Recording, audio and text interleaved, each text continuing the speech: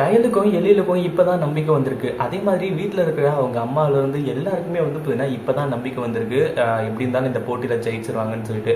ஆனா கடைசியா ஒரு ரவுண்ட் இருக்கு. இந்த ஒரு ரவுண்ட்ல வந்து பார்த்தீங்கன்னா இந்த செப் சரவணன் யாருக்கு மார்க் கொடுக்குறாங்களோ அவங்க தான் வந்து பார்த்தீங்கன்னா வின்னர் அப்படிங்கிற மாதிரி இருந்துட்டு இருக்கு. ஆனா அதே சமயம் வந்து பார்த்தீங்கன்னா இங்க செப் சரவணன் கண்டிப்பா தீபிகாவுக்கு தான் நல்ல மார்க் கொடுப்பாங்க அப்படின்றதுல எந்த ஒரு சந்தேகமும் கிடையாது. தீபிகாவும் வந்து பார்த்தீங்கன்னா அந்த ஒரு சந்தோஷத்துல தான் இப்போ அடுத்த போட்டிக்கு வந்து பார்த்தீங்கன்னா தயாராகிறாங்க அடுத்த ரவுண்டுக்கு. அப்படி இருக்கும்போது கடைசியில செப் சரவணனுக்கு என்னாச்சோ ஏதாச்சோன்னு சொல்லிட்டு வந்து தெரியல. நம்ம கயல் எழில் எதுக்காக கஷ்டப்படுறாங்க அப்படின்ற விஷயத்தையும் தெரிஞ்சுக்கிட்டு அவங்க நல்லவங்க அப்படிங்கிற விஷயத்தையும் தெரிஞ்சுக்கிட்டு கடைசியில வந்து பார்த்தீங்கன்னா உண்மையிலேயே நேர்மையா கடைசி ரவுண்ட்ல தான் வந்து பார்த்தீங்கன்னா நம்ம செப் சரவணன் வந்து மார்க்கை கொடுக்குறாங்க.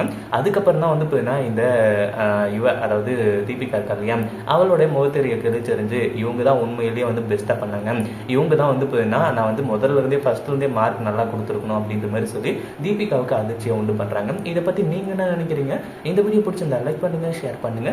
இப்பதான் நம்ம சேனலுக்கு ஃபர்ஸ்ட் டைம் வரீங்க அப்படின்னா சப்ஸ்கிரைப் பண்ணிக்கோங்க.